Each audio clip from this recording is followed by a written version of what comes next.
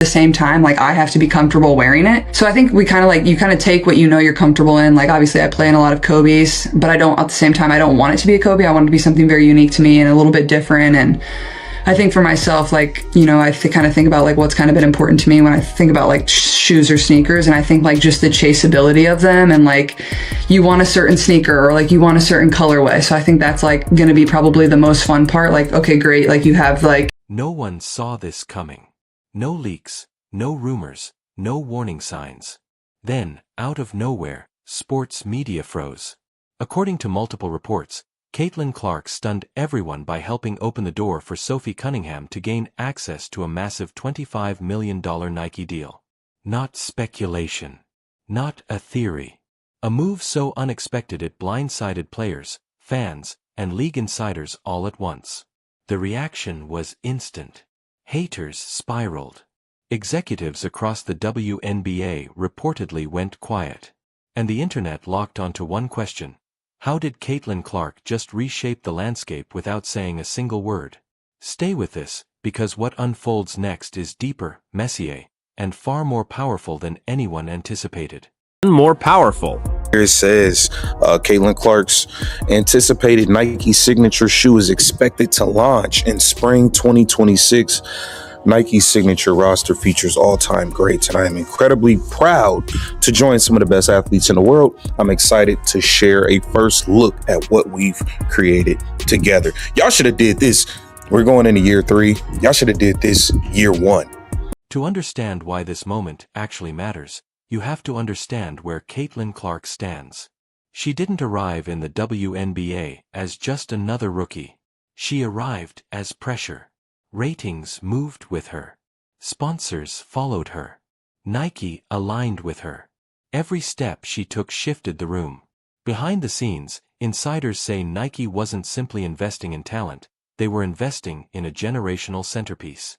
But here's what most people overlook. Caitlin never moved like someone standing alone at the top. She paid attention to who stood next to her, who took the same hits, who didn't back down when things turned uncomfortable. And one name kept surfacing. Sophie Cunningham. Sophie was never subtle. She played with edge, spoke with intensity, and never apologized for it. That made her polarizing. Loved by some, disliked by others. But sources say Caitlin saw past the noise. She saw loyalty, toughness, someone willing to take heat for teammates and never disappear under pressure. That respect wasn't public. It wasn't performative. It was private. And as Caitlin's influence inside Nike continued to grow, that respect didn't stay theoretical. It turned into action. And this is where everything starts to get serious. It was crazy. I mean, like when I first saw that online, I was like, oh, that's like gotta be fake news. Like, cause there's so much fake news out there these days. It was definitely an AI clip in my mind, or I was just like, there's no way he's really about this. What? Somebody's being funny. And then it was. And they should have won the first game he played in at Seattle. They were winning when he walked off the field. Yeah, they made the kick, the long field goal. I turned the game off actually, cause I was watching the game. I was like, oh, that's great. Like he won, like cool. What do you know? I like checked the box. According to people familiar with brand negotiations, Caitlin Clark's Nike deal was anything but ordinary. It wasn't a quick contract, a small endorsement, or just about sneakers. It was built around long-term vision, major campaigns, future collaborations, and real influence over branding direction. And insiders say Caitlin made a move almost no one expected. Instead of using that leverage to chase a bigger paycheck, she used it to create opportunity. Sources claim Caitlin personally advocated for Sophie Cunningham, emphasizing her toughness, market appeal, and unapologetic authenticity. And Nike paid attention. Because when Caitlin Clark speaks in those rooms, her voice carries weight.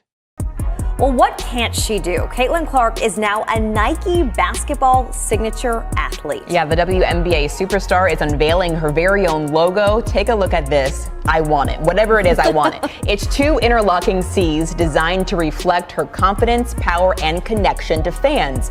She is an elite company. Only a handful of other players in history, like Michael Jordan, LeBron James, have had their own Nike line.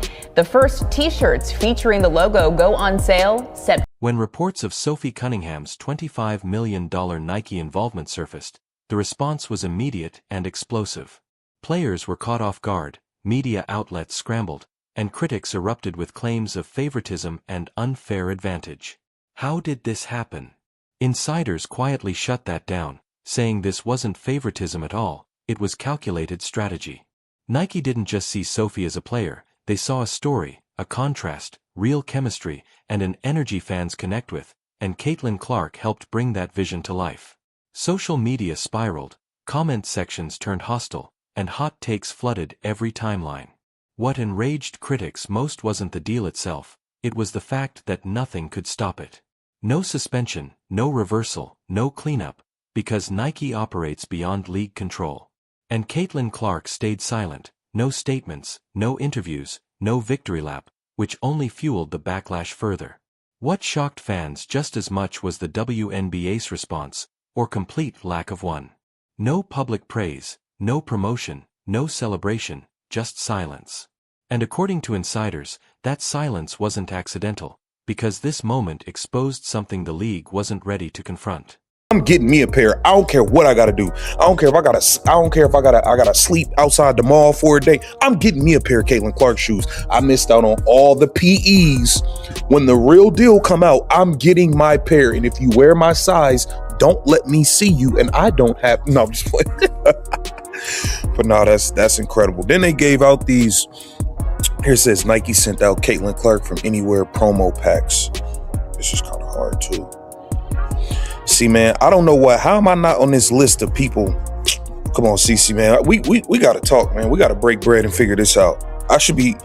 This is nuts. Don't open me till Christmas. That's fire. Wow. Wow. Wow. Let me see what this one is. A player creating massive opportunity without asking the league first. Still playing, still competing, but now controlling her own orbit. That shift alone is enough to make institutions uneasy. Then the whispers started. Nothing confirmed, nothing official, but loud enough to spread. Industry insiders began talking about Nike's long-term vision for women's basketball, a plan rumored to stretch into billion-dollar territory over time. Not a single deal, but a movement. And Caitlin Clark at the center of it. Only now, she wasn't standing alone. That's what truly rattled people. This wasn't just about money. It was about power. Players backing players. Stars lifting other stars. Influence being shared instead of guarded. That's dangerous for old systems, because once players realize they don't have to wait for permission, the rules start to break. Caitlin Clark didn't announce anything. Sophie Cunningham didn't boast. They just kept playing. And sometimes the loudest statement is the one you never explain.